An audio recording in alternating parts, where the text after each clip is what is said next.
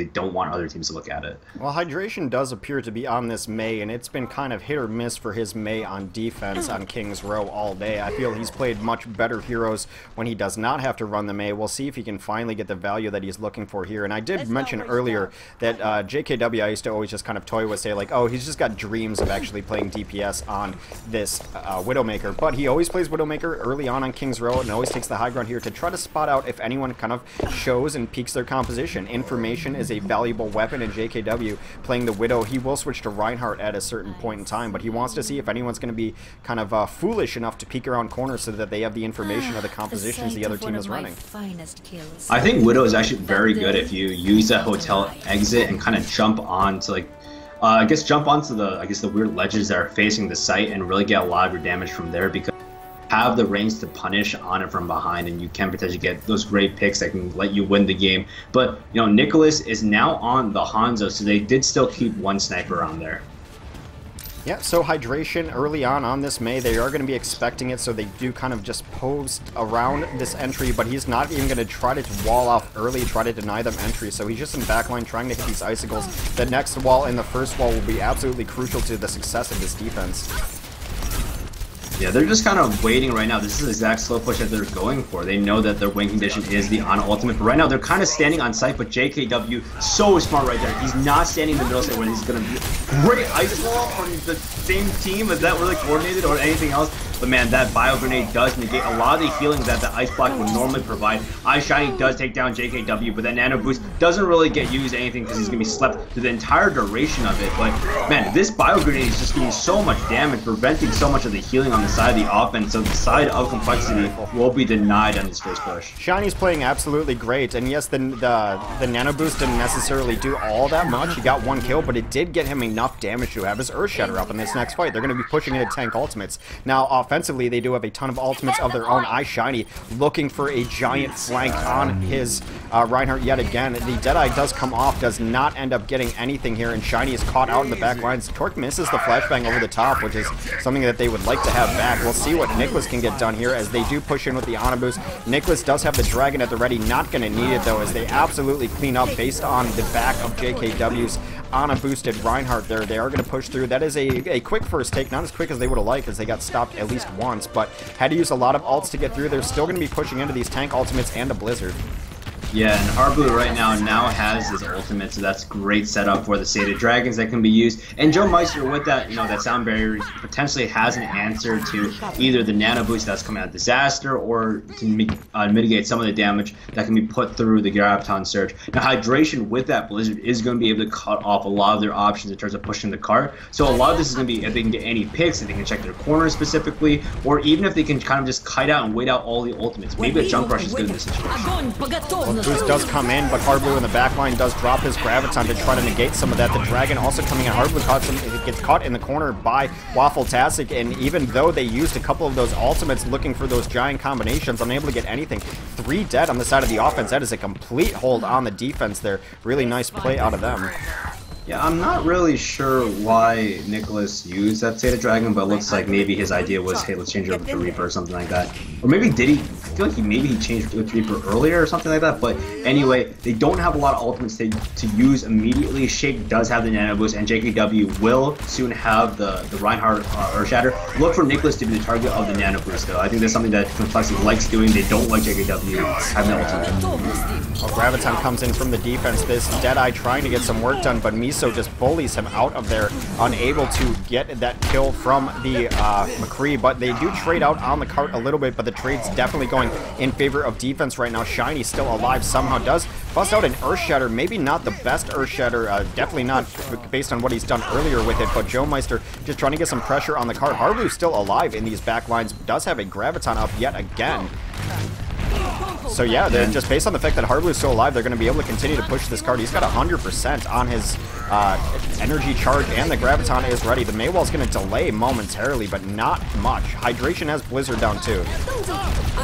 Yeah, Hydration does put it right in that middle of the chokehold, but the Graviton surge. Everyone else just raced right past it, so that all it did was cut up Joe Meiser from the rest of the team, but I think they're fine with that. I think they were able to put off enough damage to negate everyone else's effect that could possibly happen. Sure, I will say Disaster luckily did still hold on to his nano boost, and Waffle Tastic now does have his Hold Hog, so the Hold Hog nano boost combo into the Bio Grenade to negate healing is definitely a possibility. But I'm more excited about Nicholas right now. Nicholas does currently have the Death Blossom, so that is a way into the backline, and he's waiting in that flank position, so this could be a hard counter to the Ana boost.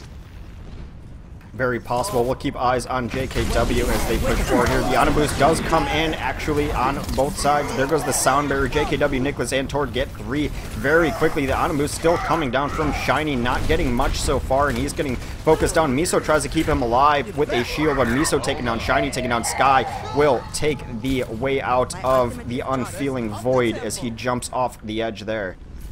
Yeah, that was actually a really good look from Waffle Tastic. Waffle Tastic was able to stop the initial Death Blossom by hooking Nicholas down and pausing that for a little bit. So that's actually really smart. I do think the defense was recognizing that potential option. But now Torque right now with that Dead Eye, just trying to get the shield down and do some damage, but Nicholas in the backline, meanwhile, just running through, doing so much damage as a Reaper. Shake Joe Meister and JKW, oh man, that's terrible. On the side of the offense, it looks so good, but the defense is able to respond just the way that they want to, able to kind of stall Hardblue out for a little more. Hardblue is forced to run off there, so if they do stagger him for a temporary while, it's not going to be as long as the other staggers that we have seen in the past, but on the side of defense, they do have Miso with that Graviton Surge, so that is enough to cut off the chokehold. Just on a broad note, the ultimates that we used to see change games and win games, most notably Deadeye and Death Blossom, have just been learned how to be played around. I mean, a lot of times that Death Blossom gets maybe 1 or 2, not the 4 or 5Ks you used to be able to see. Here comes a Graviton now incoming as he runs through that Reinhardt shield. They get most of them. Bio Grenade does go down to try to keep them alive. Unfortunately, it does not, as Shiny and Miso clean up that mess, and Shiny did not even have to use his Earth Shatter. He'll have it up for next fight. This is starting to look rather grim for compLexity. 2 minutes to push into this, and they're going to be pushing into some brutal ultimates in Earth Shatter and Blizzard. Yeah, this is going to be a little rough because the side of the offense doesn't really have a lot of options for the next like 13 seconds. I think they're about to get a lot of their options now, but the defense can do this in a way where they stagger that specific ultimate using that great Earth Shatter, takes everything off guard, and for some reason, the offense actually got the better side of this trade, but that Blizzard is going to stop everyone in this track. JKW just won't be able to kite the damage out anymore. Joe Meister sends down a Sound Barrier, which I don't necessarily agree with. I think he could have potentially saved that for the next side. Very late, yeah. That's another. I mean, that's another ultimate they don't really have to use, but then again, at the same time, they do have 4 They ultimates cannot up. stagger like that, though. Joe dying late is going to hurt them. They only have 1 good push left. Luckily, they have pretty much every ultimate they need, but it'd be beautiful to have Sound Barrier in here, mostly to help Nicholas get a Death Blossom off. But they do have Graviton, they do have Pulse Bomb, Big Bang Theory on the table, ready to go. So we'll see what Hardblue wants to do. He's just walking in. They do show up. That Big Bang is going to come in. He's not able to get, he does finally get to the back line, gets the Pulse Bomb in, takes down Miso, which is absolutely huge for them, but they are now pushing into a Sound Barrier. Nicholas does not care as Nicholas gets the Ana boosted Death Blossom lower. That is going to be a very nice cleanup for them. He's looking very far forward, Nicholas with the 3K on it, so they are pushing doorways now as Torque is on the left side trying to bust out this doorway. He's joined by Nicholas over there, the TJO brothers trying to go ham. The Graviton does come up onto the cart. There is no follow-up for it. Waffle Tastic does bring something back. Here comes a Blizzard too, so can Waffle do something against it? But no, it does remain that the Blizzard did lock everyone down, but no real kills there. Shake gets a couple kills of his own. Shiny trying to bring this back, but discorded and eliminated. 15 seconds left in the time bank, and you know, I'm a little surprised. I thought compLexity was going to be able to roll over that, but so far the 1%er is putting up a great fight. Yeah, and a lot of that has to do with, I think, the main usage with the Blizzard occasionally stopping exactly what the compLexity's goal is with the Nicholas on the Reaper. The main goal is to just boost him through and use him not really as a defensive answer to a lot of these things, but more so a shotgun, a mobile shotgun in your face. And that Blizzard is occasionally separating him off from the rest of the team, forcing him to run through it, and that's the best part about May, is being able to put the area of control down and being able to use it. But at the same time, I think the defense just was able to hold on to the ultimate so much better and force the offense to, inefficiently use what they had. Well, Hardblue now is taking up the Mei mantle on his own defense. We saw Hydration run it on the defense of the 1%ers, and maybe not the typical Mei play that we see. I think Hardblue's probably going to be a little more aggressive on his Mei and try to push forward and put down those enormous walls to segment off the offensive team. But they're going to have a really good defense here because that is not a great offense. 15 seconds left is rather poor overall on King's Row. So we'll see if the defense can hold, because if they just don't allow the other team to finish, then they'll just win the map anyway.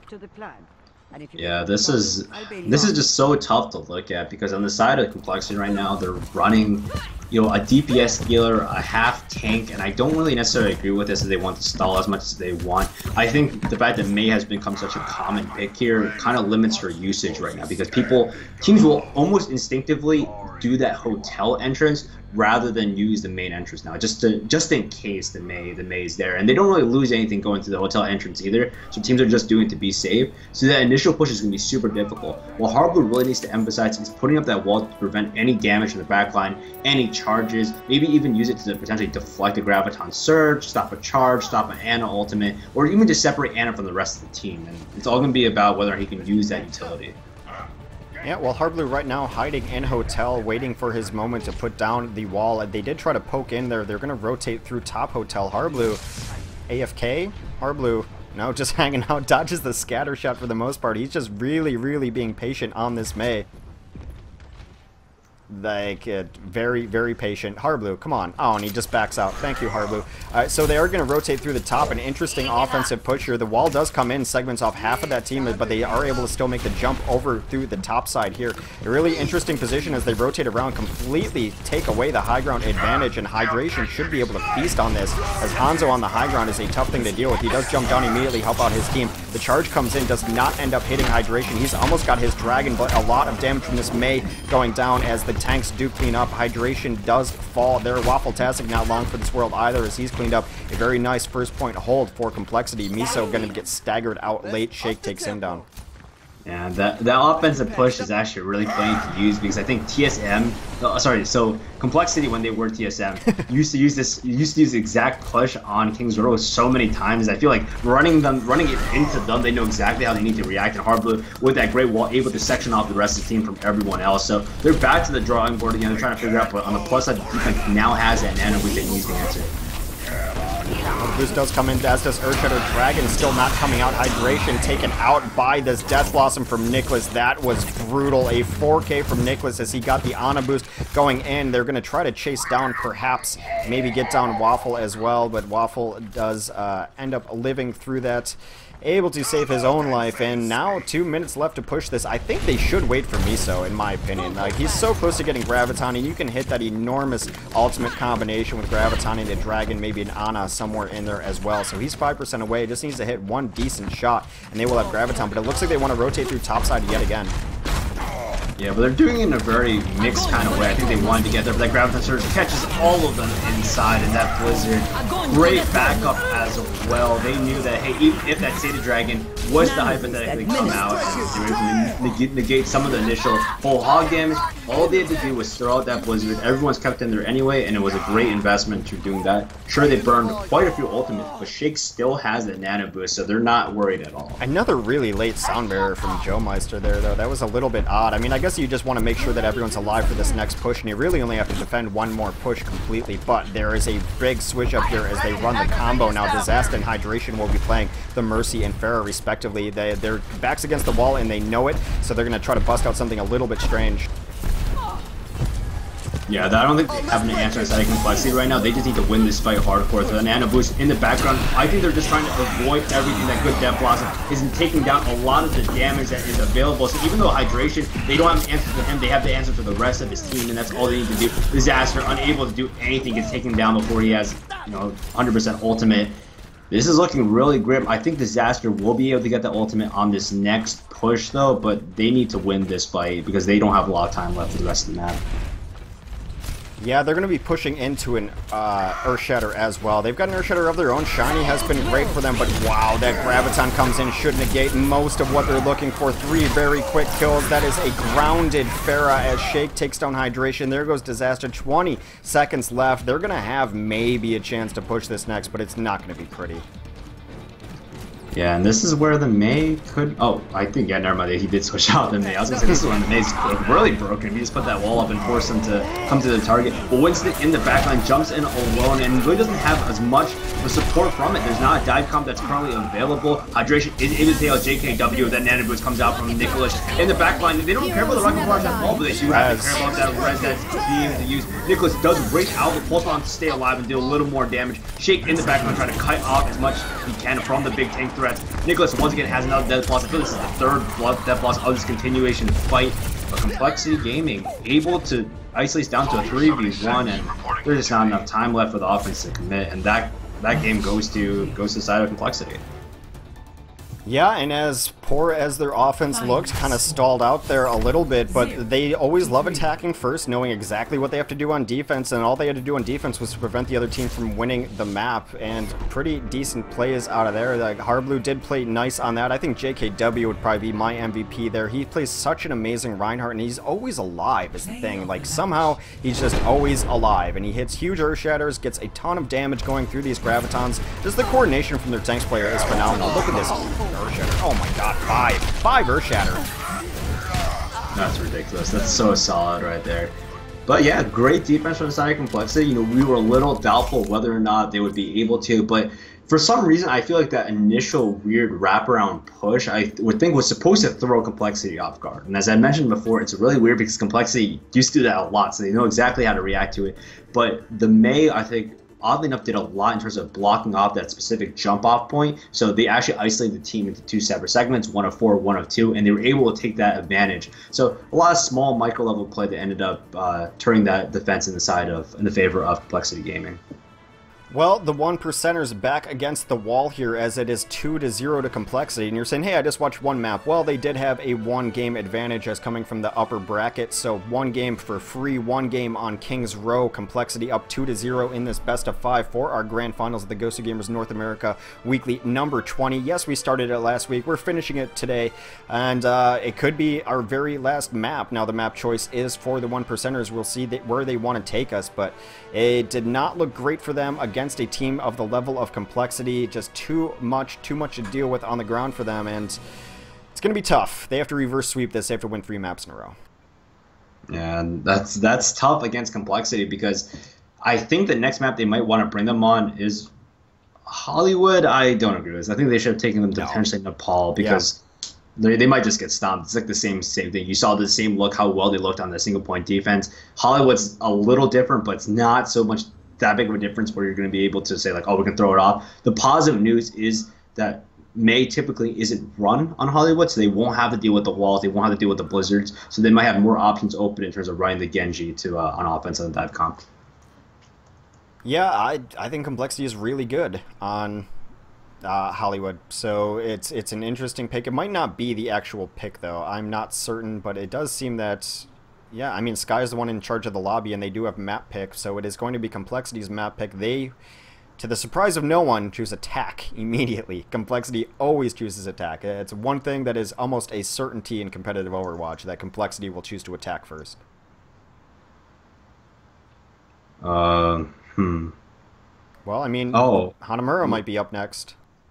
Oh, that would be interesting if they did bring Hanamura. I don't think compLexity has a lot of experience on 2 CP maps, depending on who they play. I think they prefer payload just a lot more. But bring that 2 CP map there is going to be a very interesting adjustment. And this is kind of the weird thing, right? Because Harblu is the Mei player and also the Roadhog player. So they might run into a slight situation here when they want to use both. Because Mei is very strong on Hanamura first point defense, but at the same time, I think Roadhog is even better on this first point, able to pull people out of position, use that wall to its advantage. So I'm actually very excited to see what defensive compositions they initially use.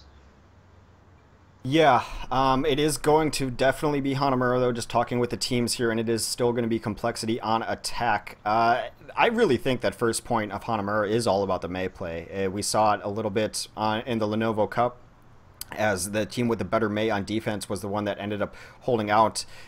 So, yeah, Mei is like just firmly in the meta. Do you think it's because of the changes that came through last patch, because of the Blizzard? It does not seem like Blizzard is like the end-all be-all. I mean, they did buff it, but I think she was fine before. Do you think it's just teams are more willing to try her now that her ultimate's better? I think the big change that it wasn't just the fact that the range was increased, but the fact that it goes through shields now is super impactful. I think that you can throw it down and immediately isolate a Zarya, isolate a Reinhardt, and being able to freeze those people I think is more important than freezing DPS per se, because they don't have any way to defend. There's no other healing there, and obviously, I mean, the large difference in how big the ultimate now is, I think it was like a 40%, 60% like increase in width. So that's huge already. But Mei has always been a problem, but now because of the addition to utility, the buff to utility, I think she's a must-have in specific compositions on specific maps. Well, it does appear that, at least on the offense, Harblu is on that Mei for the moment, and if it's going to be a defensive Mei, it will be hydration on that defensive Mei. So we'll see what they actually want to round out in our defense. Shiny was toying with the idea of being on a Pharah, but he would not be the one to play it anyway. So it does look like 2-2. We'll see what Waffle wants to come up with. I would imagine a Roadhog. He's been playing a lot of Roadhog today.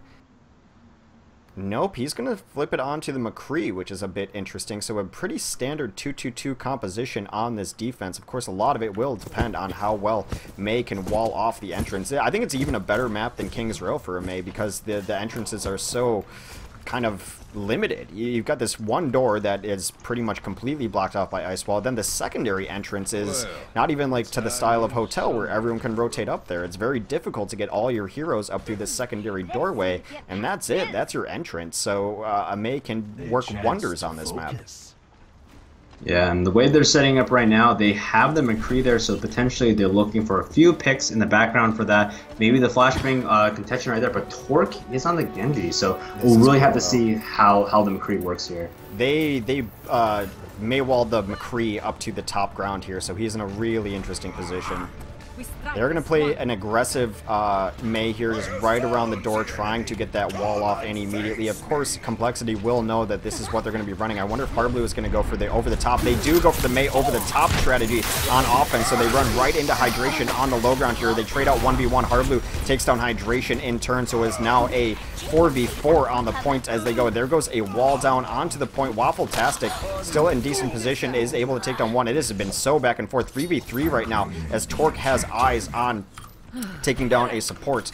Right now, though, Sky still alive on the points for the defense, but it does seem to be that this has got to be compLexity's point. They have all of the kills here, and yeah, a couple nice kills from Nicholas come in late. That is compLexity's point rather easily. A very cool strategy that we've seen on the subreddit before. You make that offensive Mei wall as a bridge over top. That is the one way to counter it. Mei countering Mei. That was one of the smartest plays I've ever seen. I'm gonna be honest, but then that's something super unexpected because no one expects using Mei on the offense side. So great job using that wall to their advantage.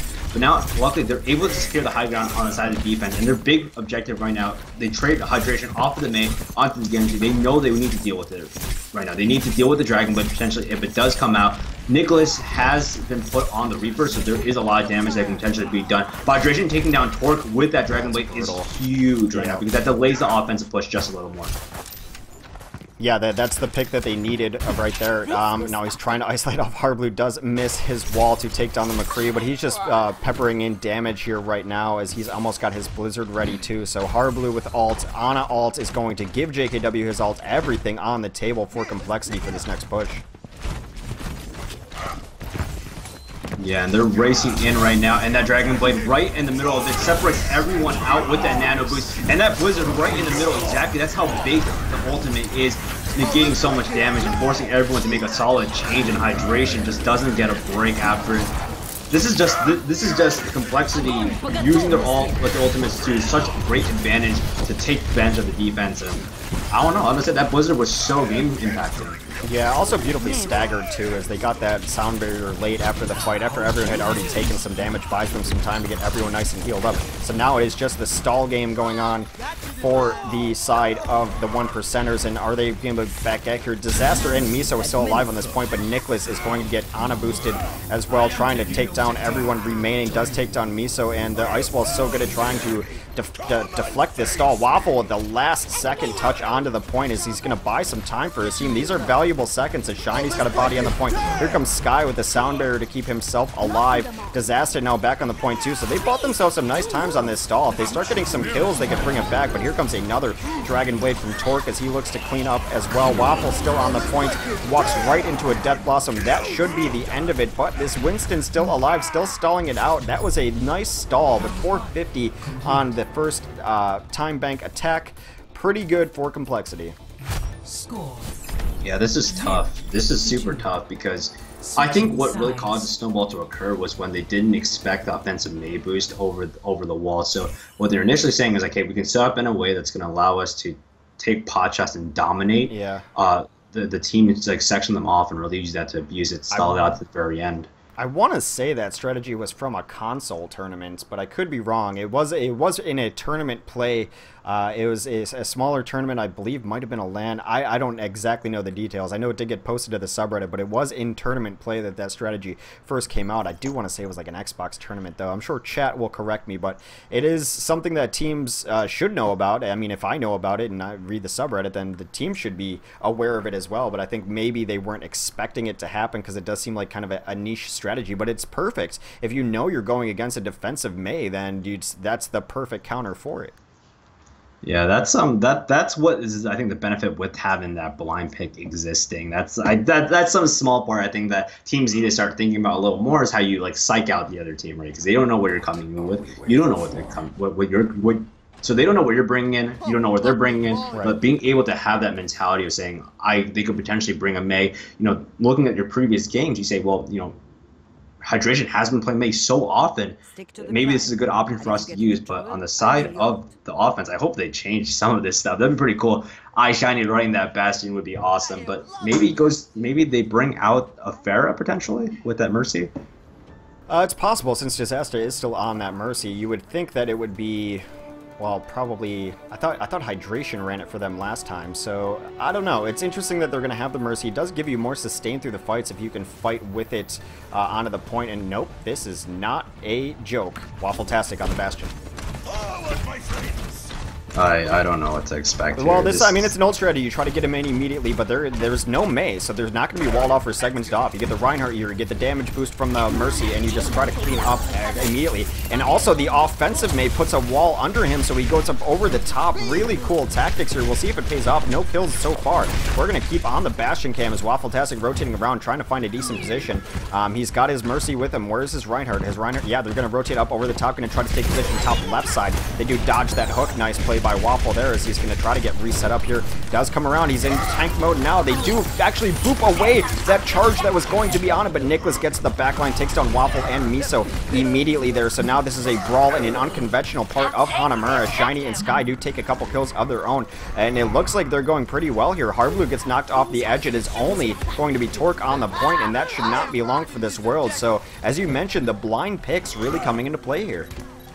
Yeah, this is where I don't agree with it. They should have went to that specific area, and I agree even less that they should have dived in with that Reinhardt, with knowing that there's such small room for error. If you get moved either way, you go off the stage. Right. So they were unable to do that, but I think they're ready to prep for this last part. They're taking the high ground. They know exactly what the win conditions are, and they also have the luxury of knowing that they're probably not going to bring a Bastion into this last point. Well, now the Mei back on the field as Hardblue comes up onto that Mei, so maybe in preparation of the Bastion. JKW getting knocked down off of this top ground, so a really nice entry from the offense as they've taken top ground away from the defense.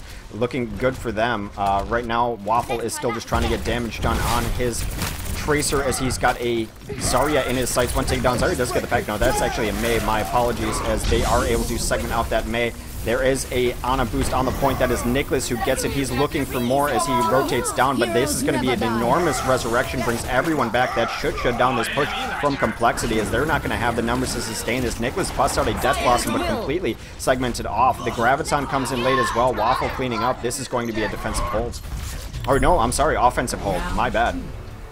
Yeah, this is huge. I think for some reason I feel like each team brought something that the other team wasn't expecting, and because of that they just didn't have the ultimate advantage coming into the second point, because that Bastion on the Mei wall was a very smart idea as well. So lots of that we're not seeing. So to update you, according to chat, that double May, that the offensive May composition came from the SEA qualifiers, I think. Okay. So that's actually pretty cool that, a team from a different region is bringing something, and teams from, NA are looking at it and saying, like, oh, this is a great idea to bring forward. I was not trying to disparage the SEA qualifiers by likening them to a console tournament, but I just got confused. Perhaps I was watching too many clips that day. I do like the SEA guys. So, yeah, a cool strategy. It looks like both teams want to run the mate now. We'll see what this defense rolls out with, because they're flipping up all over the place.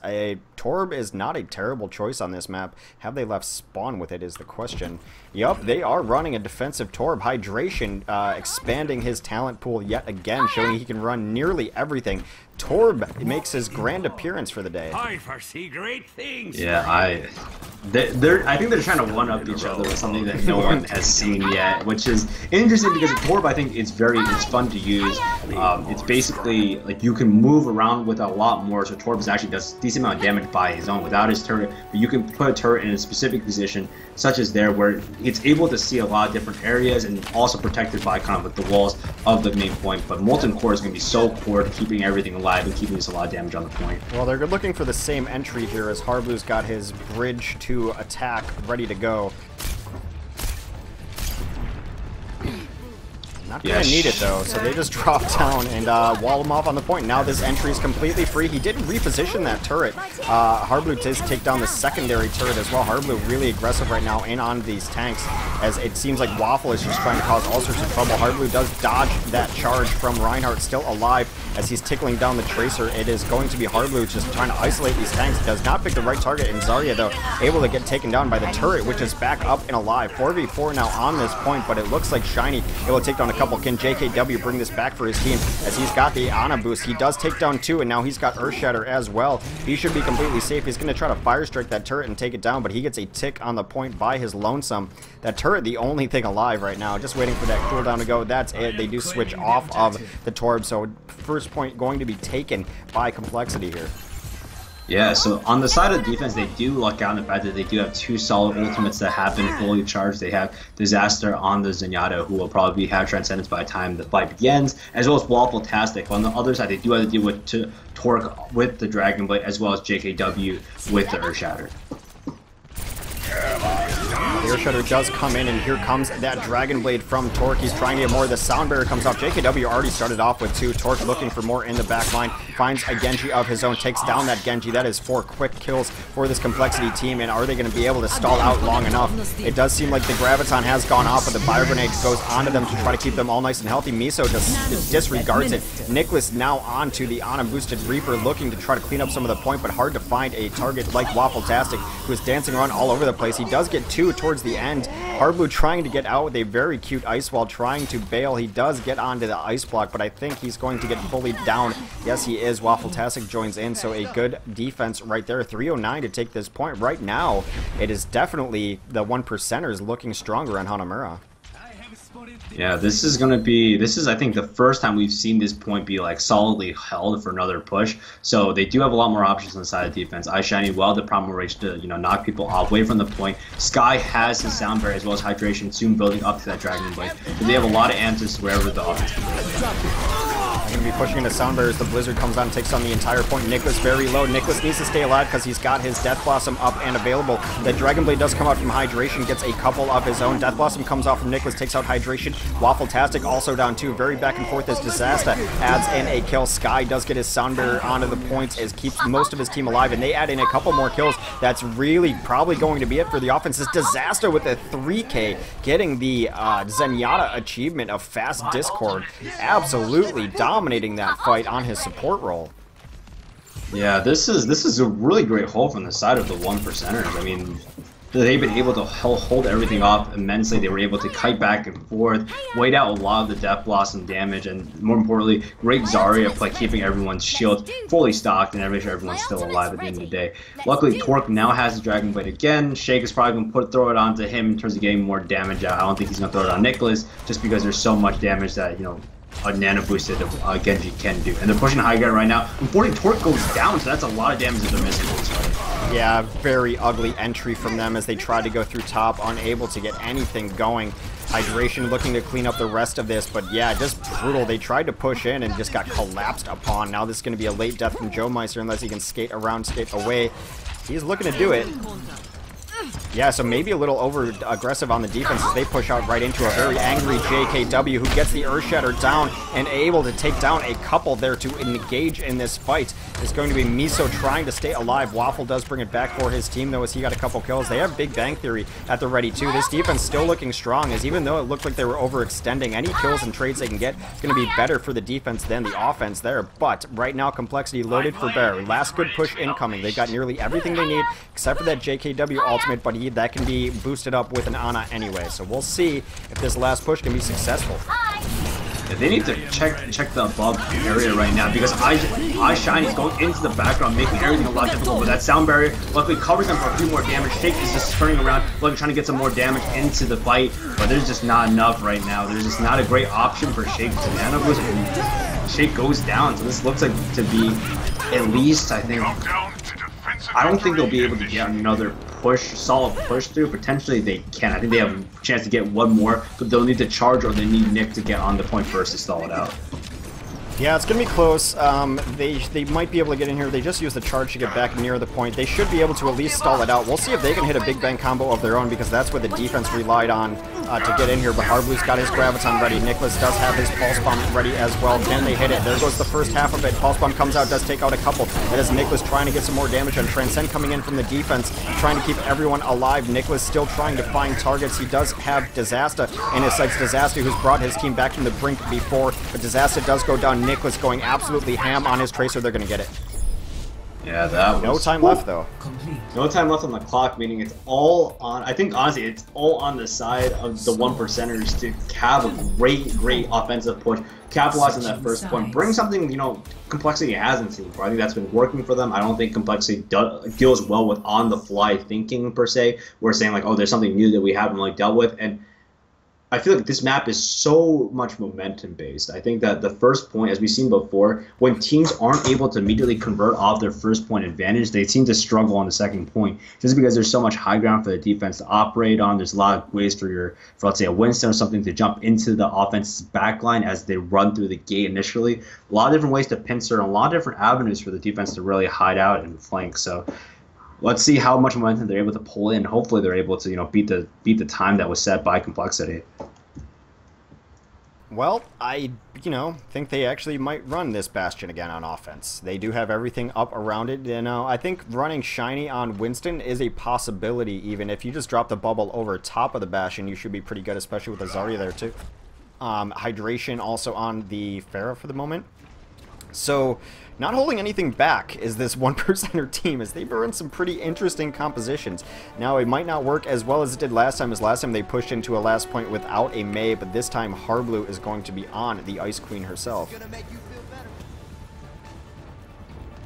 Yeah, I'm trying to figure out what they really want to bring to this attack composition. Maybe they run in with the hydration, surprise them through that, but I don't think there's any way to really necessarily deal with it on the side of compLexity right now. Well, they do rotate through left side. This seems to be like the area they like to attack. Someone does go in and get segmented off by the Mei wall, but no kills just yet, as hydration raining in damage from the window side of things. Gets a really nice concussion off the side, almost knocks in both of these DPS into the wall. Unfortunately, they both have dashes and are able to get back over. It was almost a beautiful 2K had those been on cooldown. They still have yet to get a kill on this side, though. A nice rocket from Hydration will push back the Genji. 1-to-1 now on the kills, 5v5 on the point, but they are going to Ana boost this. Reinhardt, can he get it done as Torque continues to clean up, takes down Disaster. That is brutal for them. Hydration falls off the edge as well, so a first point hold for compLexity. Yeah, I think they have a few options right now, but the big problem is going to be dealing with that Pharah in the air. If once the moment Hydration gets that rocket barrage and he's able to get rezzed immediately by Disaster with that ultimate, I think they're going to have to deal with that. Somehow find a way to deal with that Pharah twice. But I do have faith in the fact that Harblu will be able to dominate the ground game with that Blizzard control.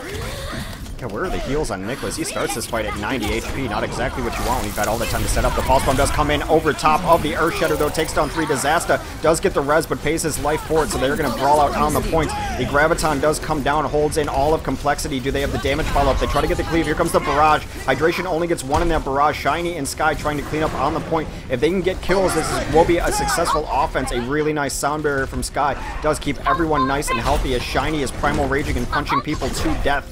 It's going to be very hard to reinforce this point. It's on every assault map, that's the same story, and as they do clean up the rest of it, that will be first point taken for the 1%ers.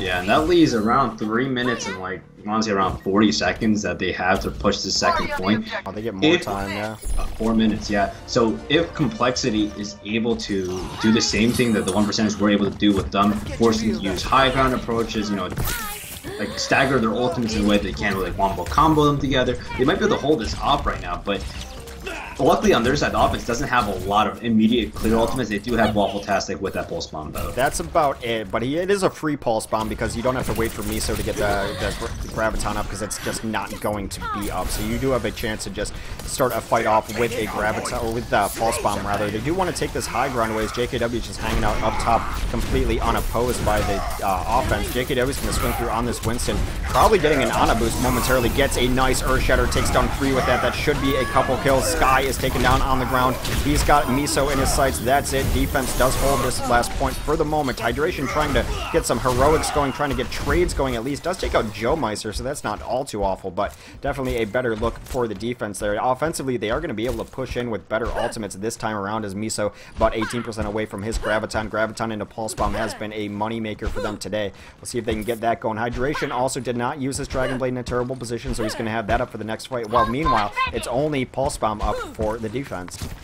Yeah, this is going to be a little concerning. It's all going to be whether Hardblue can get the Blizzard to negate a lot of the dash and damage, a lot of the Dragon Blade damage, because otherwise you have no immediate answer, and they don't have a flashbang or anything like that that can insta-CC, and Nicholas just goes down immediately. This is a 5v6 coming to the last game. That was beautiful play by Disaster. Yeah, that wall separates a little bit more. Hardblue's able to take down Disaster with that wall, but that Blizzard right in the middle of the point, exactly where they really needed it. But Hydration has been dancing around the edges, and that Blizzard unable to take down anyone important. And the side of the offense manages to avoid that Earth Shatter, and this is ridiculous right now. compLexity, no answer immediately. Hardblue's able to buy a little more time, but Shay comes out, and so does Joe Meister, but these are 2 supports. They don't have enough damage to deal with a lot of these. No, but they do buy some time. The Torque comes out. He does get the Ana ultimate as well, so he's going to be in Dragon Blade with the Ana boost, trying to take down some of these players. He does get a couple kills. That's really nice. Defense going to have a hard time reinforcing as Nicholas and Torque look to go forward and get some kills. They are going to stabilize and hold this point. Yeah, they haven't gotten a single tick on the clock yet. I kind of expected them to get a tick on that last push, but unfortunately they don't. Meaning they have to capture the entirety. The way it looked like compLexity on their offensive push, sure they were held off, but they were able to capture 1 tick after another. So the last portion of it, they didn't have to hold for the entire time. But this is going to be a slight issue on the side of the offense if they can't force the defense to, you know, run out of time with the respawns or anything like that. So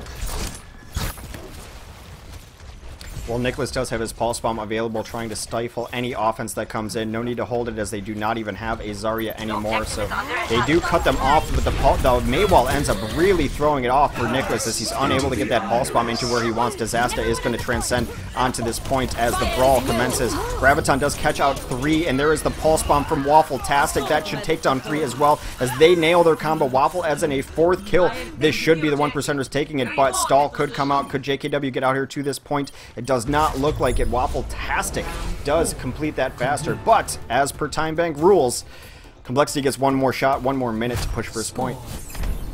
Oh, that's a little frustrating right there. I think Hardblue threw his ultimate in the wrong direction completely and wasn't able to catch anyone. So that Blizzard doesn't slow down anything, but at the same time, this time period just gets shorter and shorter, meaning the combinations you really have to bring to the table have less room for error, right? On the side of compLexity, 1 minute is just not nearly enough to do a lot on offense. So they have to make sure this first push goes perfectly. If anyone dies, anyone gets stopped, or let's say on the side of, you know, the 1%ers, they bring anything that can throw a wrinkle into their plan, and there's something that's not expecting. That's a huge risk they have to take. So I do believe in Torque's ability to dive in with the Genji though. I just want to see more follow up from Nicholas, maybe running the Tracer, maybe Hardblue running like not a Mei per se, but maybe even like a Roadhog or something that can hook people out of position and make that catch so much easier. Well, it does look like we have Meis on both sides of the field, defense and offense, so they definitely expect a Mei to be here on the defense, which is why Hardblue will be running this offensive Mei, try to make the wall of Mei over the top for an entry at the very least. But really, with 1 minute left, you've got about one decent push where everyone's going to be together, and the secondary one where you might have an ult, but it's going to be scattered. So a lot relies on this entry, and if they can do it well first. It does look like they're not going up through the top here. They might not know that there's a Mei incoming here, so they are going to just use that ice wall to add entry in here. Hardblue does get around and inside immediately, so already a decent entry from this compLexity team as they look to get some kills. So far, bloodless on both sides here. Hardblue still alive, rotates around to the backside. He's got a Winston in his face. That is not good for him, but he ice blocks his Torque, able to take out that threat for him. I got stuck under this. There we go, we're back into it. Disaster does take out a kill onto Joe Meister. Disaster has been showing up absolutely huge. He is able to save Sky is his team, and this should be a stifled first push. A nice kill from Sky. Sky also kept his team alive during that Blizzard too. Cannot underestimate how well that healing does against a Blizzard pushing in on you on offense. So this is it, but JKW is going to get isolated as he tries to make his final push onto the point. A nice boop will keep him off of it. Do they even have anyone to get onto this point on time? Joe tries to get in there. Hydration takes him out. They are stalling it, but this, for all intents and purposes, is over.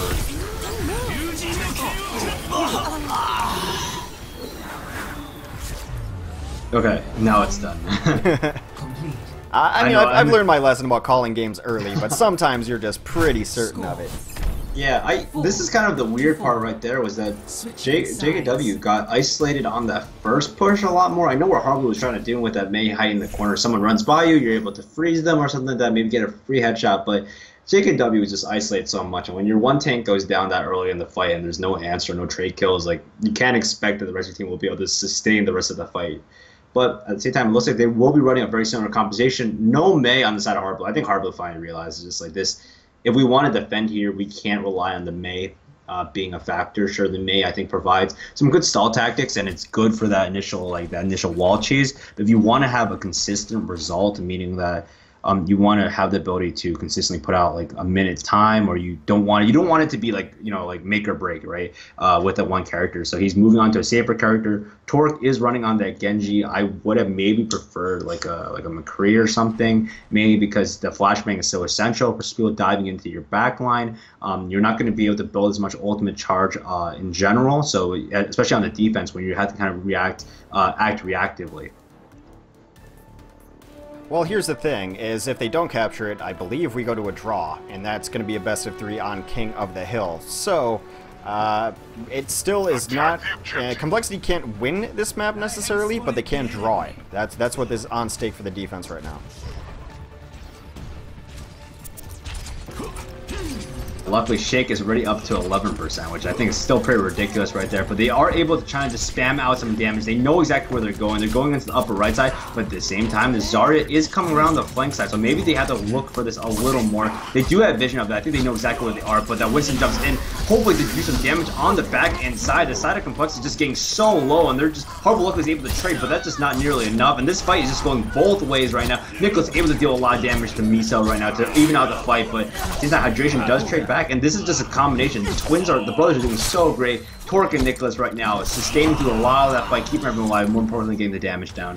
Torque took a really cool angle there. He got pushed off towards the edge and then just rotated around the backside using that ninja agility to get back up over the top, and ended up combining with 3 kills during that fight. They do find the Tracer who came in here towards the backline. They cannot really chase her necessarily because they don't want to be out of position, but they do deny that free entry from Tracer. Torque does have his Dragon Blade up, the only ultimate on the field right now, but Hydration will have his up momentarily. So a battle of the Genjis incoming. Both bust out their Dragon Blade. Who can get more? Who's going to show up in the kill feed? It is Torque taking out Hydration early. That is a very good win for Torque as he continues to lay in the damage. 3 kills so far for this compLexity team as they look to be holding this first point. And Torque is just coming alive, absolutely dominating their 20 seconds left for this last push.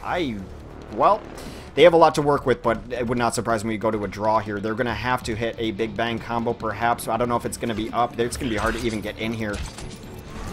Nicholas needs to play proactive right now. If he can get into the flank position, I think they can win this. The worst thing you can do right now is Jeff Blossom right into sound. Oh, beautiful. Graviton is going to deny a lot of that team from getting in, and with Earthshatter will take down the Winston on the point at the very least. They're going to try to take him down, yet that is 2 very quick kills for the side of compLexity as they continue to sweep up. JKW doing so much damage with his hammer. It is just disaster up top, but he can't do much against a Reinhardt trying to take care of him. Does end up getting him on the backswing. That's it. We're drawing on Hanamura. Ooh, this is gonna be interesting because I think maybe compLexity didn't feel super comfortable on a 2 CP map, as it was kind of evidenced by this game. But what it looks like right now is that compLexity might actually, oddly enough, be happier with this draw than getting than anything else, because best of 3 at Lijiang.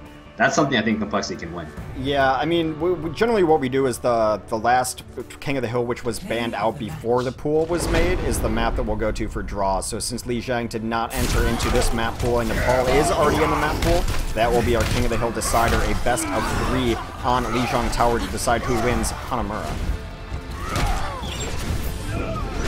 Yeah, that's good. This is going to be nutty. I'm excited for this. I will say this, I have not seen the draw mechanic come in. I think people are going to be a little angry that the fact that this happened, because the side of the 1%ers, they were up so far ahead in terms of percentage after the first round. They honestly had a great look. They looked all poised to take it, but unfortunately they weren't able to convert on this last map. Yeah, so I think just based on how Hanamura went, the 1%ers played a little bit better, but the time bank system did end up giving a minute over to compLexity, so they have to be pretty happy to even draw out on that map, and yeah, as you mentioned, probably pretty happy to go to a King of the Hill map too, as this compLexity team has a lot of very strong DPS on it. We talk about the TJO brothers, but there's a reason we do, is because when they're on, they are absolutely unstoppable, and if that last round on Hanamura was any indication, both Torque and Nicholas are finding their stride at the right time. So, best of 3 at Lijiang Tower. This is how we handle draws here. We go to a King of the Hill, which was the last map banned out before we hit our pool. That happens to be Lijiang Tower. We'll let them know we're ready. We'll see if we can finish out this set.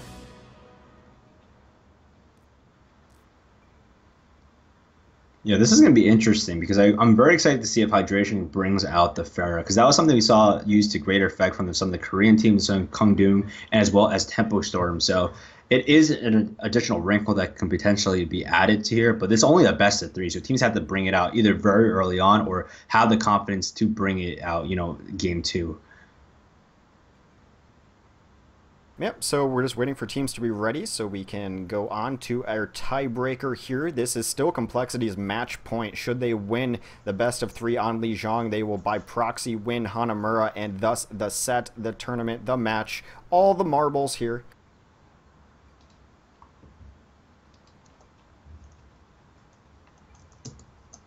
So I don't know if teams are just ignoring me. I'm like, no, we're ready.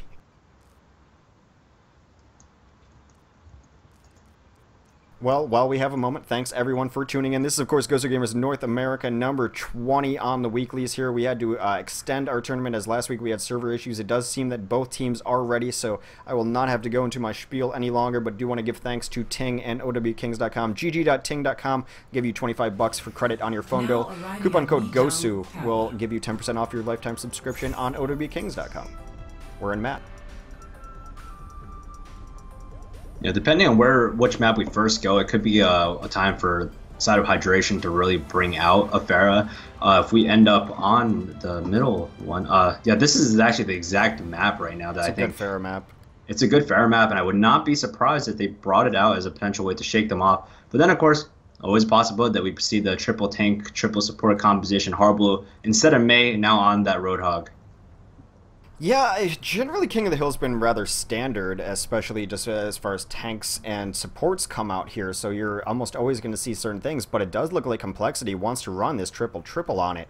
For the most part, teams have been running Lucio Zenyatta, Winston, Zarya, and then whatever couple DPS, generally Tracer and Genji. But it does look like compLexity for the moment is going to just run triple. Actually a 3-2-1 strategy, as Nicholas will be on the lone DPS, but they are running 3 tanks, 2 supports, 1 DPS. An interesting thing, we've seen Tempo Storm run this actually on this map to great effect, and well, we'll just see what Harblu can get done on his Harb Hog early, looking for those early picks. They're going to rotate left side. So ring around the rosy as both teams take a different approach to trying to get in early. That's a really good bait. Torque has just isolated himself, saying, hey guys, we're coming over this way, but oh, that great pull of iShiny off of it. Harblu is just being the man right now. Never gets old. Really never gets old, poking people over cliffs. Harblu misses his secondary hook as Waffle-tastic comes in and plays with fire against the Roadhog there. Waffle trying to get back in. It is both teams did lose one early. Both teams lost a tank early, so that the positioning is going to be very difficult for them. Shake's still safe in this back line, and I think if they want to be able to bruise up this triple composition, they're going to have to get to Shake back there. But very good play by Miso, takes down 2. That is going to be a very quick first point capture for the side of the 1%ers. 1%ers now running this Ana too. Okay, so I didn't see that as they rolled out, but they're running something a little bit different. Only 2-2-2, but they do have the Ana in the mix. No Zenyatta's on the field. Interesting. I think they're going to really prioritize Hydration's use on the Genji right now and use the Nano Boost specifically on him. Maybe they throw it onto iShiny for that extra damage in the background and allow Hydration to just, hey, get those resets, you don't need the additional damage. But right now, I like where compLexity is going. They did flip it around and use that Nano Boost to push through. Well, that is a Nana ult that goes down to JKW. He gets slept in the back line, so it is a 2-kill on both sides, 4v4 right now, as Shake gets taken out late by Sky. Sky's actually had so many kills on his Lucio today. It's been really impressive, but they continue to get kills there. That is a Death Blossom that goes down late. Can they clean up this point is the question, as they have not yet cleaned up the remainder of the 1%ers on the point. They have 2 on the point. They're trying to bring this back, but now a very late Earthshatter from JKW is going to spell the end of his push. It has to. That is a wasted ultimate if I've ever seen one.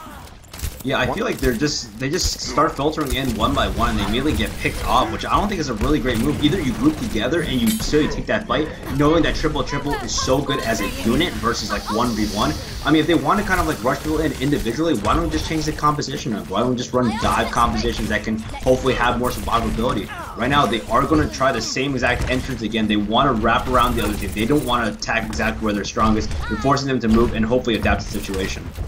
Well, Waffle is seeing them rotate back around. He's going to try to get in here with his Pulse Bomb as he sees them all clumped up. A good opportunity for him, but the whole hog comes out. They do Sound Barrier against this. A nice Pulse Bomb comes in, gets some damage in, softens everyone up. The Graviton comes in. Disaster takes down Harblu, so now the kills are on the side of the 1%ers. Nicholas takes down Shiny, though it is back and forth. Disaster adds in another kill of his own. The Graviton comes in rather late, but the Sound Barrier comes in to keep them all alive. No kills just yet as they continue to trade back and forth, but Hydration now busted out that Dragon Blade. Got a couple kills, looking to clean up more, and it is the 1%ers who are going to take the first stage of Lijiang Tower in this tiebreaker. Yeah, this is a very interesting first map. I don't think that compLexity was. I don't want to say they weren't ready for it, but for some reason they just felt like they were just trying to win all these DM battles. I don't think they were just trying specifically to like group in. They didn't have a specific execute. They didn't have a specific plan coming in to attack these points, and they were getting picked off. And because of that, they were unable to really demonstrate good target selection in the backline. They were getting destroyed because of it. Notoriously, the other side of the 1%ers has very good target selections. I'm not surprised they were able to win these individual fights. But Disaster on this Ana is giving them an option or a way to counteract the enemy Nano Boost as well. But he will be switching over to Zenyatta. I think during this specific map, they'd rather hit all the tanks and break them down. Well, this is what I expected compLexity to run earlier, actually. Nicholas and Torque on just like really aggressive DPS players. So finally we have a Tracer and a Genji in from them, but a Tracer and a Genji on both sides. So it's really going to depend on who can get more play out of their Tracer and Genji. I think those DPS combinations are so important, especially on this stage of the game. Bloodless so far as Nicholas and Torque are trying to get in here and get some damage done. Everyone getting very low. Harblu is the first to die to Waffle, as Waffle's had a great Tracer so far in this set.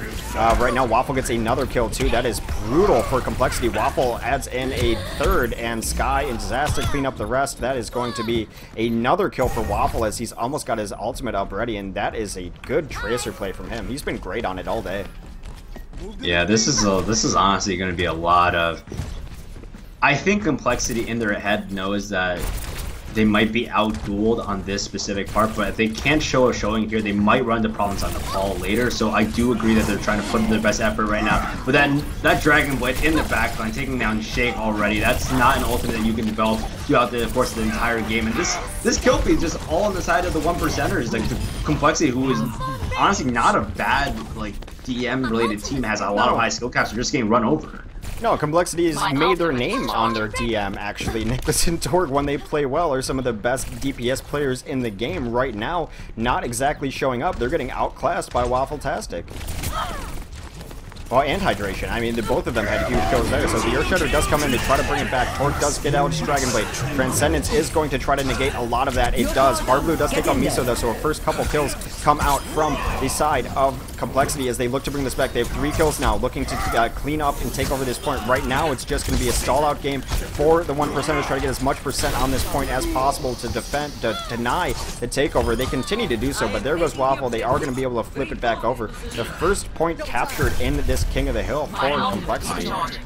Yeah, maybe this is where everything really starts to change, but they don't have a lot of defensive options right now. I don't really think that Shake needed to nano boost, because he did nano boost Torque, who did not have ultimate up, so kind of a miscommunication there, maybe a little bit of a late ultimate there. But inside the offense, they have so many tools right now. Robotas is ridiculously good, and that Pulse Bomb can come right into that Graviton Surge, maybe do a lot of damage. It takes out JKW, which is more than enough. Takes down that right heart initial shield, and that Dragon Blade gets unsheathed by Hydration in the background, and that point capture was just so short-lived. I don't think that it's game flipped needed. Well, they got 30% on it, but this is going to be about 80% by the next time they're ready in good pushing order here at the very least. Now, one thing that could switch it around is Hard Blue and Nicholas. They do have the combination up in Graviton and Pulse Bomb at the ready, so this is probably their last good fight. They're going to have to use ultimates here. They do gain pretty free entry as the 1%ers were not holding very far forward on it. Hard Blue looking to get this. Gets an enormous... Oh, Graviton does grab 4. Your Pulse Bomb should be coming in. It does. Nicholas takes down 2. With that, the combination is exactly what they needed to start this off, but Hydration still being a pain for them. Takes down Hard Blue. Disaster adds in another couple kills, so not quite over yet. Hydration could even bust out a Dragon Blade here. He does the moment he gets it. Tries to go through,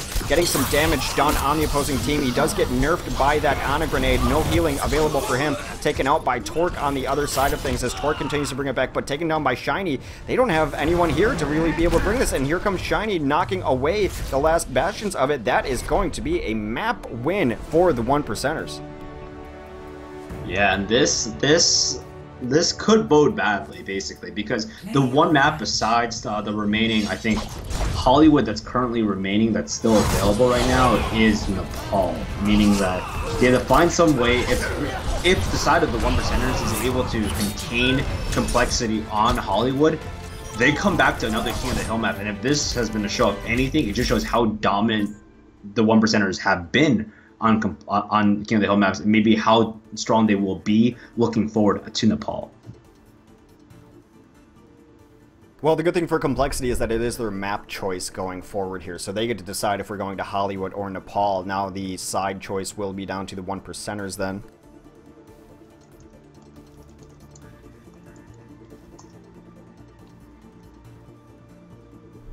And they're immediately bringing it to Hollywood. They're like, we don't want to see.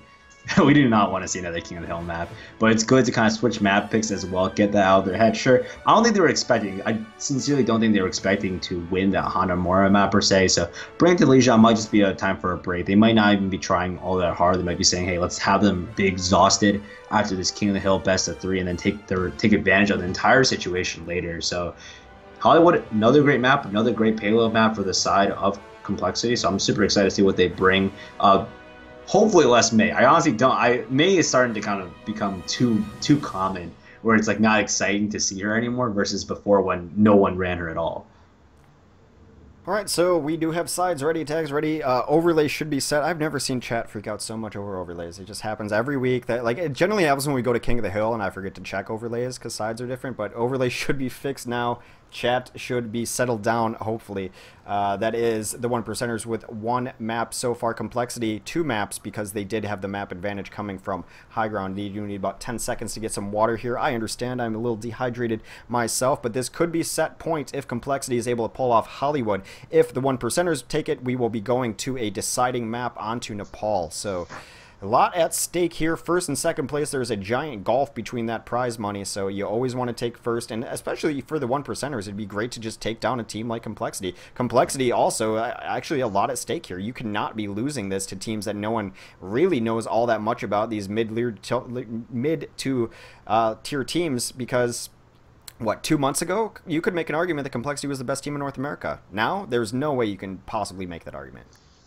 It kind of sucks, right? Because that's kind of the story of compLexity in the way. The reason why they're at this GosuGamers and not at E-League is because I think they lost to Method and I want to say SodiPop. I think Method brought them to the lower side of the bracket. Yeah, it was Method and SodiPop, and I think Rise Nation was also in that group. Yeah, I think they lost to Rise and then lost to Method to not qualify. So this is like, I mean, it's got to be in the back of their head somehow. I think they have had good performances. I think that in scrims, reportedly, they have beat a lot of teams that we would not expect them to be. So, I mean, I'm so tired of hearing how well teams are doing in scrims. Everyone tells me how great they're doing in scrims. Every single team tells me, like, really, when we scrim, we beat every other top team, dude. Every other top team cowers to us in scrims. Literally every team tells me that. So, I mean, to consider your source, I suppose. Yeah, what I'll say is I trust my source a little bit more than the average person, but I do think they have a lot of advantage. But the big problem I think with some of these well-known teams versus some of the more unknown teams is the kind of fact where the unknown teams can look at VODs. They can look at exactly what's presented to them. They can look for so much more information, whereas, you know, I don't think compLexity has seen a VOD of the 1%ers, right? And maybe, you know, hey, the 1%, maybe because they got a week off, they had time to say, well, let's look at who we're playing. We're playing kind of the team, you know, like Weevil Geniuses, and we're also potentially be playing compLexity in the future. So they might have thought, well, hey, let's watch some VODs. Sure, the VODs are a little outdated in terms of the meta, but you still get to see in terms of tendencies and what I mean, comp meta hasn't changed as much. Sure, you don't get as much read on payloads, but they could have potentially gotten something out of that. That's a little far-fetched, and honestly, I don't think that they went and did that, but that is entirely a possibility that could happen. Alright, so do we see anything out of the ordinary from either side? It does not appear so. 3-2-1 already queued up from the side of compLexity. Of course, that is the one being DPS. Nicholas on that. Torque is going to play the Zarya. Of course, Hardlu on Roadhog. Now, offensively, do you see anything a little different? On the side of the offense, nothing really. Unless Waffle-tastic chooses to stay on this Widow, but I think he might potentially just change off maybe onto a Tracer. He was so good on the Tracer on the King of the Hill map. Yep, he immediately goes back to that, and that gives him so many options to dive into the backline. They do have this dive comp, as it's Shiny and Waffle and Hydration running the three divey kind of heroes. They do check the behind them too. Really smart from Waffle. A lot of teams checking areas like that, but Hardblue does come and takes on Disaster immediately with a hook. Waffle trying to get revenge for his fallen teammate, but that is 2 quick kills on the side of the defense. Waffle's got to be careful. He can maybe get in here and poke, but I think it's smarter doing what he's doing right now, which is just bailing on the situation. They do get 3 out in that, did lose 3 in that, so they don't feed too many ults, but a failed first push from the 1%ers. Yeah, this is going to be a race between Shake and Hydration, who gets ultimate first, because depending on who gets ultimate first, that's, you know, which team will probably win the fight. If Shake's able to get a great target in terms of the Reinhardt and hit that and negate the Genji immediately, I think it's positive. Hardblue does take that Waffle-tastic, and that's one less DPS dealer in the backline. I mean, Genji does not have the support that he really wants to go in, even with Dragon Blade, so that's going to really push just a little more. And this is how strong Roadhog is. If Hardblue can land another hook and pull someone out of position, that's easily 30 seconds they can pay for time. So the nice first kill there. Waffle does get back into the fight here, and he's looking for another hook. They get it on Miso, but only 1 damage in there as Hydration is trying to get his Dragon Blade going in the back lines. Does take down 2, takes out 3, and that is with Shiny, Waffle-tastic, and Miso. The Dragon Blade really opening things up for him, and they clean up the entirety of this compLexity team. First point captured, team kill, Horn going off. Yeah, that's nuts. I mean, that's exactly what ended up happening. Was Hydration got this ultimate first, was able to exit.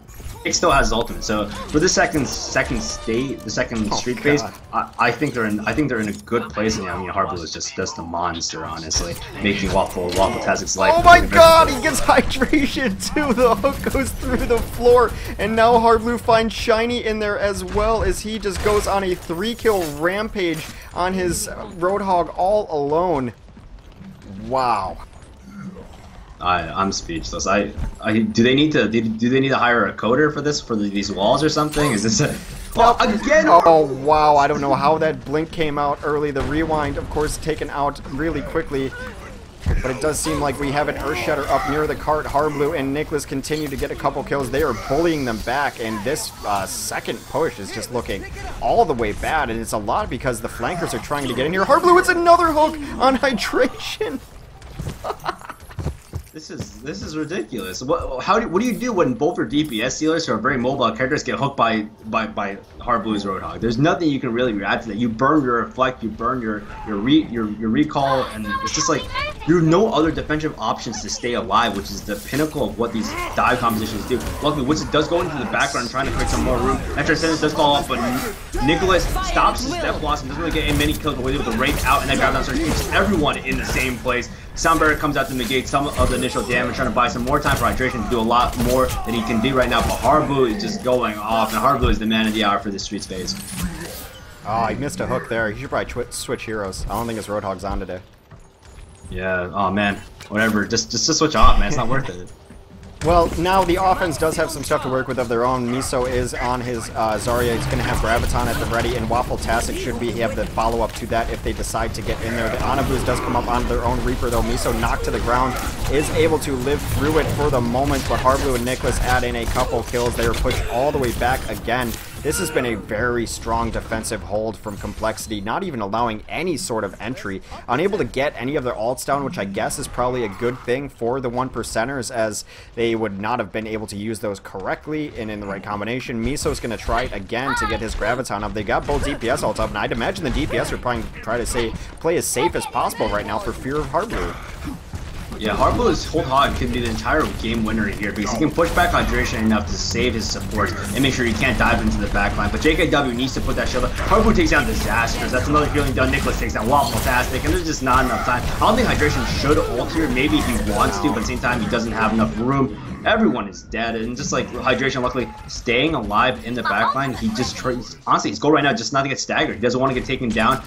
Nicholas immediately shadow steps up to that ledge, forcing him back with the rest of the team. Luckily, he does get back alive, but there's so many different offensive options. I think Nicholas needs to make sure he ults after Disaster does, or maybe catch Disaster out of position, and Shake needs to use that in an offensive manner. It's exactly does. Graviton only catches one, meaning that JKW is just held there in place. Hydration pulls out his Dragon Blade, goes for the backline, trying to take everything down. But a combination of Harblu pulling Disaster out of position, and now it's a pinch of movement from the backline. The Roadhog is just able to duel hydration 1-on-1. Gets a great hook in hydration. There's nothing left for you, dude.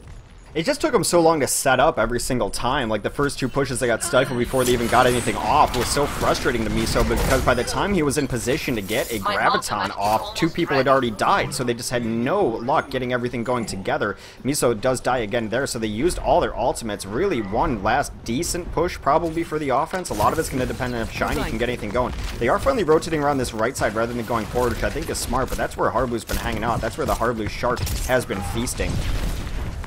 Yeah, luckily Harblu is playing a little safer. He's just trying to get that pinch going on the other side, I think. And he's wrapping around, which is already a little scary for the side of iShiny, because iShiny is just putting out the shield, making sure no one gets pulled off the hit that's possible. But at the same time, in the meanwhile, compLexity has full control of this payload. They've just been sitting on it. They're daring the side of TIP to come in, and they get that great Earthshatter in. Nicholas does take down Miso, which I think is huge, but Harblu goes down, and that's a huge start off the board. Waffle-tastic then takes down Shake. Nicholas does get the trade on Waffle-tastic, which is huge, so they're able to re-establish the side of the defense, but in the background, that Sound Barrier is going to buy so much time for hydration to pull out the Dragon Blade, do a lot of damage in the background. But on the mean side, that Earthshatter catches all three, and he's able to take down Shiny and one more, and Disaster in the background, just trying to stay alive. But in the meantime, the defense is kind of happy with this. Sure, they were able to stop a lot of advancement of the cart, and right now they're just resetting and hoping to win the next fight. Yeah, it is going to be on overtime, though, so they have to win this fight and every subsequent fight afterwards as well if they cannot get to this point. Harblu does get the Ana ult, but he gets slept and awakened right away, though. So not the best coordination of using the sleep dart to try to neutralize Harblu as he gets around to the backside, takes down a big fight. It takes down Waffle-tastic immediately. That is huge for them. Harblu still alive on this point as they continues to contest Nicholas in no man's land. Probably going to get caught out, but a nice hook onto Disaster from Harblu with another kill. It has just been the Harblu show right now. He's got so much damage going on. Gets another hook. There goes Miso, and that feeds up his whole hog as he continues to go through, getting crushed out Sky as well. They do full hold on Hollywood. Very easy win condition for compLexity for this map, for this set, for this tournament. Yellow box of victory. This is ridiculous. I just feel like, how do you counter that? Like that's like, I feel like that's one of the champions that, like, one of the heroes that's the hardest to counter is Roadhog Hook, because he can hook you from any position. It's more of like a skill-based shot, so you can only do so much in terms of sidestepping it. Most of the time, you're not going to be super expecting it, but if he's able to hit those consistently, it pulls your team out of the set defensive position that they want to run. It also pulls out squishy DPS stealers, which is what the core of this offense was. Their main goal was to dive in the backline with the Genji, with the Tracer. But the problem with that is that they're both inherently very squishy characters, and Harlow was able to take a lot of wind out of their sails by making sure they weren't able to set up correctly. Yeah, so the best kind of option here for 1%ers to push this into a 5th map, I mean, I guess holding, just beyond the yellow box of victory is where it is, but I think holding first might be their best bet. How far do they get it? Pretty decently far on second, but I think holding first generally is easier than trying to hold second.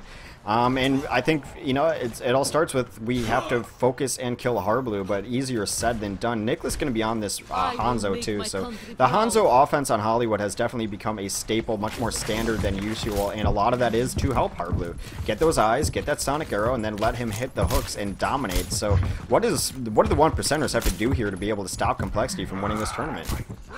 They honestly need to pressure the back line right now. I think when Shake goes down, they run into consistent trouble, right? Because if Harblu, let's say, misses a hook, they need another damage option to follow up. So typically they'll nano boost JKW. I don't think they'll nano boost the Hanzo unless Nicholas decides to change over to Reaper, but they only have limited options. They're not going to nano boost Harblu if Harblu is kind of just hitting hooks regularly. So they need to focus the backline support, make sure there's no focus on the rest of the thing, and win those sustained team fights. They do have hydration, so they do have a potential clear option, and that's the win condition as well. Keep hydration alive, make sure he's bouncing out in the back, and he's just staying alive and creating trouble for the enemy.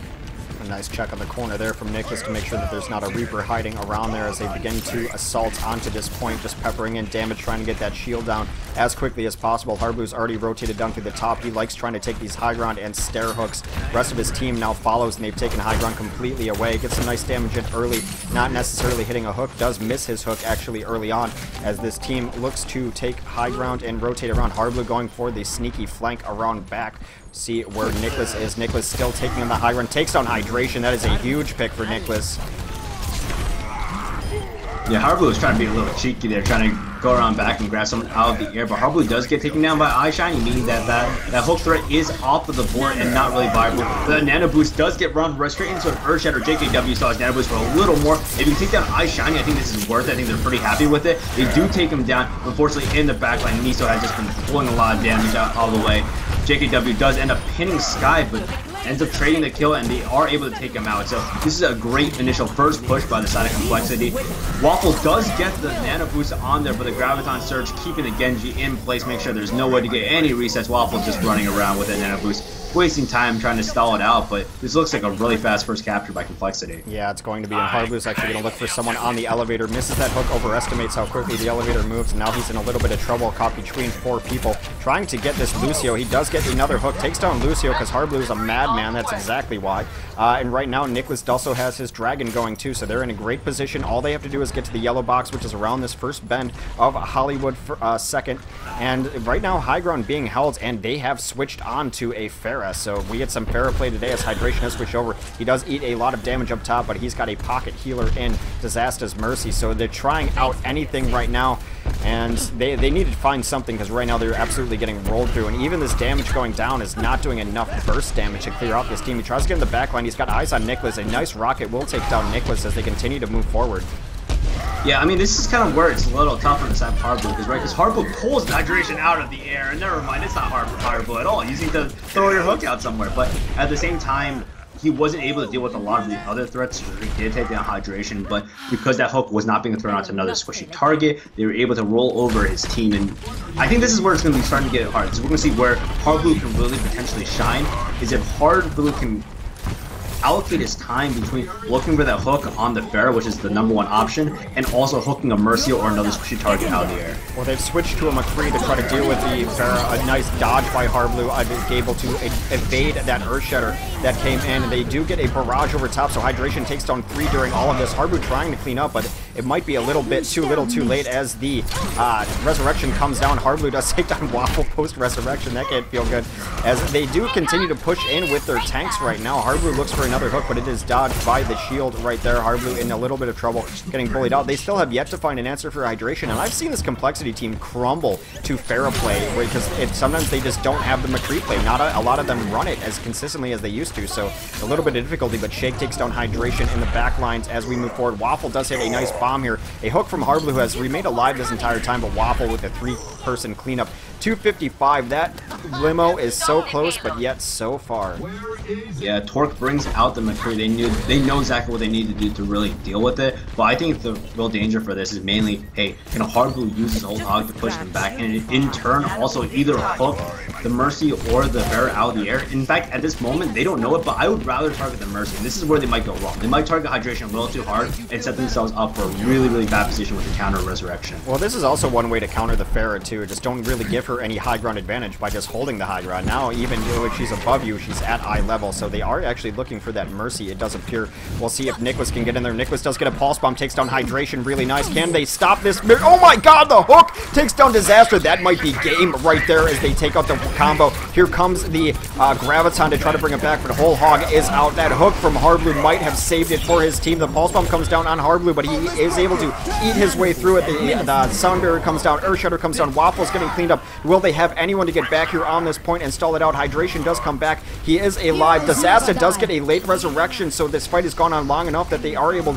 to bring back the res. This is going to be Nicholas trying to get back, and Hard Blue is now on a Winston as well, and it does not look like they have the horses to really finish off this fight, as they didn't finish it off decisively. Yeah, this is huge on the side of the defense right now. Good hold on that side. Disaster was able to get that great resurrection, which is all that he needs to do occasionally on his fight, but this cart is just so close. And right now, if Nicholas can land another great Pulse Bomb like he did before on the side of Hydration, I think they can definitely do it. But it's up to Hard Blue. I think Hard Blue needs to win this game single-handedly. He needs to hook Hydration out of this guy. They have no idea. Hard Blue is off of Roadhog now, though. He is on to the Winston instead, so an interesting switch to say the least. They have Barrage up there. It's going to be down to like the last decent push. The problem was that they did eat a rocket on the way in here, so right now getting fully off of these rooftops as they do want to take high ground, but Hard Blue knocked off a high ground is going to jump to second high ground too. It's the last decent push from them too. They got to get something going, but Shake going down early to Waffle-tastic are the 1%ers bringing this back. Yeah, this is a great Earth Shatter. Torque with a Deadeye. And this Deadeye with Torque TJ. Oh, that switch to Mercy was the switch to McCree was fully warranted, and that Mercy resurrection is so good. Disaster's able to still stay alive. Of course, it's getting currently moved on to by the Winston, and this is just getting huge for the side of compLexity. This might be it. Miso, with that problem, trying to knock as many people off as he can, trying to stop the progression of it. Even the dead body of Reinhardt was trying to stop it. I saw that. It doesn't really look like they can do it, and compLexity looks like they're able to move in, and Hydration at the last second jumps in to buy them a little more time, but there's just not enough time they can do. Disaster switch onto the Soldier, he gets knocked off, and compLexity is able to capture it. That was a close one and a good one, but that is compLexity taking it over the 1%ers on Hollywood, and thus the set, the series, the tournament. Congratulations to compLexity winning the GosuGamers North America number 20. They win the grand prize. 1%ers opening a lot of eyes, though. They will go home not empty-handed with second place, so really nice sets today. We'll check out this play of game. Hydration, yeah, I mean, if you're looking to poach players, and I don't necessarily believe you should poach players, but Hydration played really well today. Yeah, Hydration has a huge, great champion spread and options. So if you're looking for potentially, hey, both a Genji and a projectile player, he can fit both roles, and hey, that might be something the teams really want, especially since we've seen how kind of effective Pharah was. And admittedly, yes, they didn't win the match, and it kind of sucks that they didn't, but that Pharah forced decided complexity to adjust so much. As you can saw, they brought in the McCree. The Harblue kind of had less effect when that Pharah came out because he had to debate between, hey, I can either go for the Pharah or I can take down everyone else. And that decision is a lot harder to make because either you spend all your time searching the air for someone or you're able to help support your team in the rest of that fight. But overall, I think the Mercy Pharah play was pretty strong. I really want to see Pharah in this new meta. I think Pharah is the answer that we're looking for triple, but I don't think a lot of people have great options. Not a lot of great Pharah players currently. All right, well, that does it for us today for the GosuGamers North America number 20. I've been Hexagrams, that's Scribe. Do you have any sort of last words you want to say, Scribe? Any personal sellouts, shoutouts, etc.? Honestly, not much. What I will say is that, I'm really glad GosuGamers obviously gives me this opportunity to come cast here. I love casting with you guys, love casting these great games and these great audiences. And thank you so much to Twitch chat for being so supportive. But yeah, so, I mean, there is a Reddit post, which is why I'm specifically addressing it. But I'm definitely glad that I'm getting this opportunity. And I think it's worth, definitely sacrificing 3 hours of my time to see these great games. Let me explain something to you. Just ignore Reddit most of the time. I mean, everyone knows what Reddit is and what Reddit is, etc. So, yeah, that's it for us today. Of course, I've been Hexagrams, that's Scribe. Follow us on Twitter if you would, please. That makes a big deal for your casters, casting careers, and things like that. I'm going to try to start streaming a little bit here, and so twitch.tv/Hexagrams would be where to find me. But that's it for the GosuGamers Overwatch Weekly. Thanks to our sponsors, Matcherino, Ting, and Overwatch Kings. Please patronize them. That is how we are able to put on these tournaments. That's it. Congrats, compLexity. Thank you, Scribe, for joining me. I've been Hex. Good night.